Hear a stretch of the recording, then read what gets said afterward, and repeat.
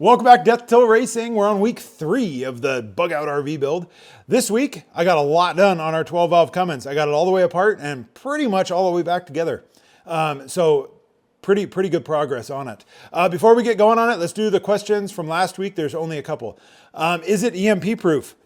The engine, transmission, drivetrain wise, yes. EMP proof for basically any scenario because it's all mechanical. The electrical system that we're going to do, we'll get more into that later. But in the short, basically if it's not plugged into the power grid, yes, it will be EMP proof. We're going to get more into that later. I have to do more research because I'm really no expert in EMP stuff. But I've done a little bit of research and yeah, it is going to be pretty EMP proof. If you're worried about the weight and strength of the wheels, why not make it a dually? Short answer is I don't want to, and I don't want to. So no, I don't. Dualies have their own sets of problems, and I don't really want to deal with them. Yeah, especially in an apocalypse type scenario. I don't think dualies are the way to go, unless you need them. If weight-wise, if you need a dually, you need a dually. But this thing, all out, is probably going to be less than 10,000 pounds. So it's not necessary. And I think we're going to be better off carrying spare single wheel than carrying spare dually. My experience with dualies is you blow one, you blow another. You blow one, you blow two. And so basically it's going to take 2 spares every time you blow a rear dually. So did you sell the tracker? That's the final question. Yes, I did. And it's sad.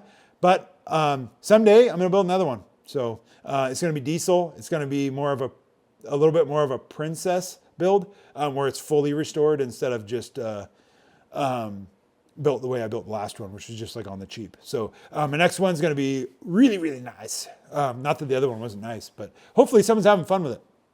I haven't seen it again. It was sold local, but I've never seen it again. So all right, let's get into this.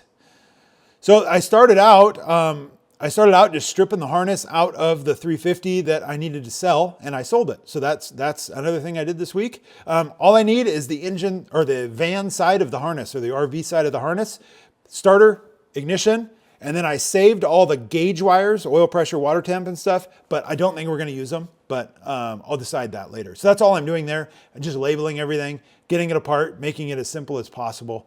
And then I can let the engine go and the engine and transmission go, and they went. So super happy about that. I stripped the column of all the automatic stuff, but my camera didn't work. So that's all I got. Basically, if it unscrewed or unbolted, I did that. Otherwise, I cut everything off and just broke it off. And then put it back together without the neutral safety switch and all that fun crap going on in it. So it all should, it seems to function. We're going to have to test it again once I hit power to it. But everything seems to be working just fine on it. And I got it all kind of back together there. Okay, so now this is a 93 rotary pump, VE pump, intercooled turbo diesel. These aren't the most powerful version of the Cummins. They're the most powerful version of this Cummins, but it's not the most powerful version of 12 valve Cummins by far. But these are very reliable, and we should be able to very easily get this thing to about 300 horse and 750 foot-pounds. That's kind of my goal. So we're gonna fix it up, but we're gonna tear this thing all the way down. I'm gonna replace all the gaskets in it, and then we're gonna have the injection pump rebuilt, and we're gonna replace the injectors on it. And then we're also gonna change out the vacuum pump, power steering pump, with just a power steering pump, no vacuum pump. Those vacuum pumps are notorious. Okay, so we're gonna go ahead and remove all the injector lines and all that stuff. We're gonna take the injectors out. We're gonna strip this thing all the way down. Like I said, we're replacing every gasket in it. We don't want anything left leaking on this thing. So we're gonna go ahead and strip it all down and get this injection pump out to get rebuilt. And I actually do get it back in this video. So it was only gone for about 3 days or so. Go ahead and skip forward a little bit. Stripping down a motor is stripping down a motor. We're pulling the injectors. So this is an injector puller, which are more common for the P pump. And they do work on these, but you just have to get a different nut. And I believe the nut is a 9/16. But once you get the nut, the same puller works on both of them. So I like to spray a lot of penetrating oil on them and let them sit, preferably the day before. Let them sit overnight so that when you pull it out, it tends to make them come right out if you do it that way. So I got a little mystery while I was top dead center in the motor with the rear main. There's a short on it. I'll put a link down in the description below where I explain it a little better. But essentially the seal was spinning inside of its little sheet metal housing instead of on the crankshaft towards the end of its life. And it actually cut the sheet metal housing apart. The good part about it is the crankshaft doesn't have any wear on it at all from the seal, and it didn't hurt the engine block or the housing for the seal at all. So everything was fine on our end, just the seal sacrificed itself there towards the end. So continuing on, tearing down, man, that thing looks amazing on the inside. Those are the cleanest cylinders. So everyone always like, oh, I can still see the cross hatching in there. I've never seen cross hatching as even as it is on this cylinder. There's zero signs of wear. It looks like someone just rebuilt it and then and I took it apart. But that's not obviously what happened. It's never been rebuilt. It's all original still. So you saw me using a torch there on the dipstick tube. You don't want to melt it. Just get it a little bit warm. It helps them come off of there a little easier. They're plastic or like a nylon tube. So that's that. So you saw me take the side valley cover off just a second ago. Those are paperweights. Those are what the main culprit for oil leaks on these things are those side covers. We're going to replace it with a big chunk of aluminum. It's a part meant for it, but essentially it's just a chunk of aluminum with some O-ring gaskets in it. So I'm cleaning it up on the inside. The bottom end of this thing, again, is perfect. Whoever had this took really, really good care of it with oil changes and stuff. There's not the carbon oil buildup in this thing at all. So this thing is looking really, really good on the inside. Okay, so we're going to change out the main studs. Look at that bearing. That thing, it's just crazy. We're going to change out all the main bolts with studs. So I'm going to use this drill. I got it set to a really light clutch, and we're going to just screw those things in. The directions will tell you to run a tap down that hole first. I would recommend, if you're doing it like me, where it's not a fully rebuilt engine, don't do that. You don't want to introduce anything into this engine that you don't have to. So as long as those studs spin in there easy, do that. Only chase the hole. If not, you're doing all your torquing with the fine thread of the nut. You shouldn't be torquing that stud. That stud bottoms out, and then all your torquing is done with the bolt. So this is a 3-step process to tighten that. It goes all the way up to 175 pounds. So these things are tight. So I always start in the middle and work your way to the outside. It's not really necessary on the mains probably, but I think it's a good rule of thumb just to do it that way. Another thing I'd like to point out, while you're driving, if you're doing it like I am here, where it's a used engine, when you're driving those studs down, the holes are going to be full of oil. So the studs are going to want to go in slow because that oil has to ooze out. And that's where that drill really comes in handy. You can just let it sit there on the clutch until the thing goes all the way in. It kind of sounds like you're impacting it in when you're going, but you're not. You're just utilizing the clutch on a drill. You're not using an impact gun. You're using a drill. Then once you get it all torqued and you're all done, wipe off as much of that assembly lube as you can. The assembly lube on the studs, because I don't like that stuff in my oil.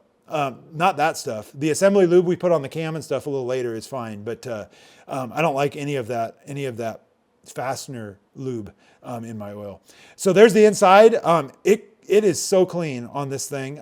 So we're just gonna clean everything up, make sure there's no gasket material. We'll do a really good job cleaning everything, and then we'll be good to put it back together with a couple steps in between. This is the front cover. And then that was some miscellaneous parts. There's the oil cooler that I'm doing there. Or that was actually the oil filter housing. The oil cooler passed through there. It wasn't very dirty, so it didn't take much to clean it.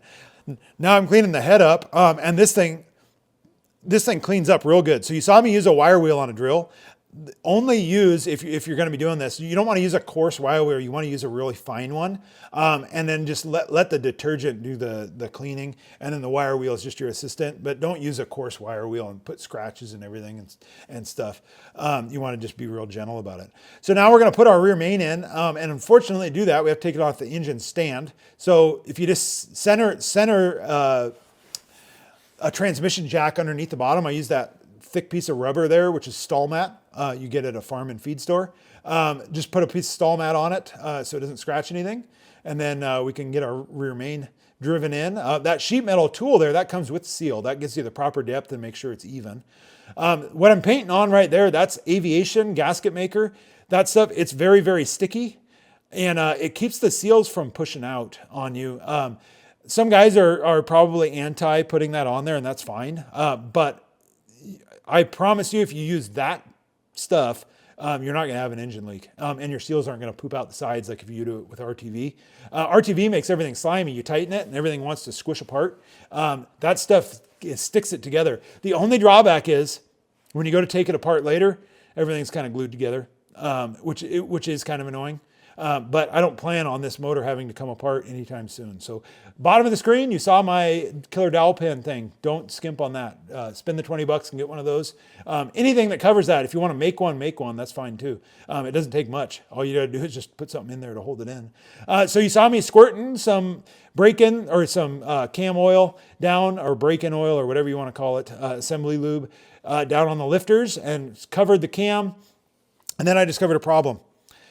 I bought a new oil pan because I needed a second gen oil pan, but the pickup tube is different. I thought it would work, but it didn't. And the new pickup tube is $400 and some. So I chose not to do that. And I want you all to marvel at my first stab at balancing this engine and transmission on a strap. And that was first attempt. I didn't reposition that, I swear. That was the first attempt. It balanced perfectly. Anyway, I got that out, and now we're going to steal the pickup tube out of this 24 valve, which is the same. Second gen 24 valve has the same pickup tube as the second gen 12 valve does. So we're going to steal that out of here. So I'm going to take all the bolts out, leave 2, drop the thing down to the ground, take the last 2 out, and then lift it back up. And that way you don't have to wrestle that oil pan and have it slip out of your hands and dump oil all over the place. So we got our little tube there, cleaned it up, and now we're going to go ahead and put that down there. And now we got that part fixed all up, and we can throw our pan on. We're going to do the same trick with the gasket and the aviation seal, but that first gasket I used, didn't like it. The holes didn't line up for crap. It was like the gasket, like whoever pushed print on that thing pushed print. It was like 5% bigger than it needed to be. So everything was just slightly off, and the whole gasket was like oversized. It was really weird, like by probably 2% or something. Probably could have made it work, but I didn't want to wrestle with it, and I had another one, so we'll just use this one here, and then I'll put that other one in my shrinker machine. Okay, so now I got that. This gasket isn't as nice of a material, so I'm being a little bit heavy on my aviation gasket maker just to make sure it works. And then another problem. This oil pan, it's the Momo or whatever that company's called. Really good stuff, but that oil pan actually hits the main studs. So I think it would have hit the bolts too, to be honest, because I don't think the studs are any bigger than the bolts, the bolt heads. So anyway, I have to kind of dent them a little bit to clear it. I probably could have got it on, but it would have took possibly cross-threading a bolt trying to, get it in there, and it wasn't worth it. So I just made a little bit of clearance with a hammer, and good to go. So when you're tightening these down, again, just center out. Everything you do, center out. Go from the center to the out. I drove them all down to they were touching, and then when you go to tighten them, you just go and center out. So you see me crossing back and forth there. Again, probably doesn't really matter that much. Okay, so one of my dowels stayed in the head. So I need to knock it out really gently. You don't want to dent these at all. So I'm using this little spring tools. And it doesn't take much to get those out of there, but that spring tools punch, man, that thing comes in handy all the time. I just very gently tapped it right out of there. It was pretty easy. So now before we put the head on there, because I cleaned everything and I used like a degreaser on it, I want to make sure our cylinders aren't running too dry. So I put oil down them, spin the motor a few times, just make sure there's no carbon or something that broke loose and is in between the side of the piston and the cylinder wall. And wipe it out of there, and just leaving the cylinders a little oil coated, so it's going to have a little bit of blue smoke when we first start it up. No big deal. And that'll be good. So we got our studs in, but we got to change all our rocker arms to our new pedestals. And the only difference between these pedestals and a factory pedestal is they're machined down a little bit so that the valve cover will still fit with your head stud. And then obviously the head studs are shorter to accommodate for that too. So you see the little step there where the stud's going through. And that's all it is. It's just so you have room for your valve cover. It's the only reason they did that. If you know a guy with a milling machine, you can have yours milled. If you don't know a guy with a milling machine, I would recommend not doing it with a grinder, because you will never get it flat enough to actually want to, you're torquing your head down by that surface, so it needs to be pretty flat. So I wouldn't recommend that. But if you do know a guy with a mill, it's not super precise as far as, the depth is somewhat precise, but you can go a little bit crazy on it as long as you leave yourself enough room. So now 3 steps again on torquing these. Start in the middle, work your way out. There's a torque sequence. But I do that on our first step is 50 pounds. I go through it 3 times on 50 pounds because I want to make sure that all the bolts are perfectly even before we start going any farther. And then when I start going farther, I mark it. And the more engines you do, the more I think you need to mark it because you start getting a little arrogant on it, or at least I do, if you don't mark it. So, you know, if you're really, really paying attention, which is the problem, if you do this a lot, you don't pay as much attention. So I mark it with an orange pin and then I use a blue pin next, or a different color. Or you can just do 1 dot, 2 dot type of thing. But you can see there how those stand out, are my little dots there. And just make sure that you do it right and you're not skipping a row or whatever in your torquing sequence. So now I'm adjusting the valves. I'm just doing stock 10-20 on it. I do the same thing. I mark it when it's done. Instead of figuring out which cylinder I'm on, I just make sure the other valve's open all the way, and then I adjust the opposite one on that cylinder. And then you got your intake and your exhaust. The exhaust has the longer arms, the intake has the short. Fairly simple stuff. So I cleaned up I am going to paint that. Okay, so now I have to go on my little bit of disappointment. You almost have to paint these engines assembled if you're using the factory bolts because the bolts rust. So you could coat the bolts if you wanted, clean them up real good and coat them yourself, which would be kind of a fun project. But unfortunately, all the fasteners on these Cummins engines, they all rust if you don't paint them. The factory paints them. Cummins, when they send the motors out, they're all painted. They paint everything. They assemble the whole engine. They paint the whole damn thing. So anyway, we kind of got to do the same thing, but I do cheat a little bit on some of it. So what I'm using is Pour 15 engine paint. And I actually really, really like this stuff. This is flat, as you can see, as it dried. It looks like crap when you first put it on. Streaks and like all the brush marks and all that stuff. Once it dries, perfectly smooth. So it's really good stuff. I mean, it seems to work pretty well. So I've only used it a couple times, so longevity-wise, I really can't vouch for it. But as far as how good and it dries fairly quickly too, overnight. This all dried overnight, no problem. Okay, so my vent tubes are pointing up. We'll get more into that later when we go to plumb those in. But there's a reason why they're pointing up. It's just so you're not pouring oil all over the ground. So we're making our own. We're going to try to purify the air a little bit before it pours on the ground. And if we get into a submerging situation, we actually want to kind of get that vent line up. We want to put a trap in it so that water doesn't go directly in. So I'm starting off with a degreaser, and then I'm going to just straight nuclear warfare with a brake cleaner on my final steps there. And then we'll go ahead and paint this one too. And I'm painting the head at the same time. And I am painting my head studs because those is kind of the same situation. Those will rust as well on there if you don't paint them. If you have a really leaky engine, you don't have to worry about it because everything's covered in oil. But if you're trying to seal it up like I am, well, all your stuff's going to rust. So we want to try to seal up as much stuff as possible. So we're going to sacrifice what I think is cosmetically unappealing by painting everything just for not having rusty fasteners later on down the road. Hey, we got our injection pump back. So we're going to put it in stock, and then we're just going to bump the timing, the 1/8 inch, just pushing the top of the pump towards the head, 1/8 of an inch on your marks. That's it. So this is the grid heater we're going to use. So I'm using an industrial horn, which is that one there. It's off of a forklift or something. The part is linked in the description below. They're very cheap. They're repopped. They're 3-inch instead of the factory 2.5-inch one. But we can't use the later model 24 valve one because it hits the doghouse. So I used a hole saw as my pilot drill because it's way cheaper than buying a giant drill. And then tapped it. I think it was 20 millimeter. Or no, that's 22 millimeter thread. Anyway, all the parts and the tools to do that are going to be down in the description below there. And that's what it'll look like, just like that. So it looks pretty good. And now we eliminated our base style grid heater for a very easy and clean serviceable one that you can just take out without having to dismantle the motor. Okay, so here's our manifold. This is diesel conversions manifold. And then this is the turbo off the 24 valve, so it's a Smeding turbo. oversized turbo with a wastegate. And so it's an automatically controlled wastegate. You don't have to plumb anything in weird. It's basically all self-sufficient. Other than the way we have to clock it, we're going to have to put a longer line on it, but that'll work. There's our new, it looks real fancy, but it's just a stock, block warmer. And then here's our new 100-horse injectors. So I am covering the crap out of them. It says anti-seize on it. It's actually thread sealer anti-seize, that Armite.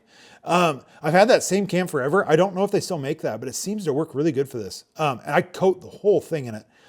And so far, I haven't had any of those that have gotten nasty down inside there yet, but anything can happen. And I don't know why crap just gets down those injectors. It sucks. I'm getting in trouble here for something. I don't know what. Okay, so here's our return line.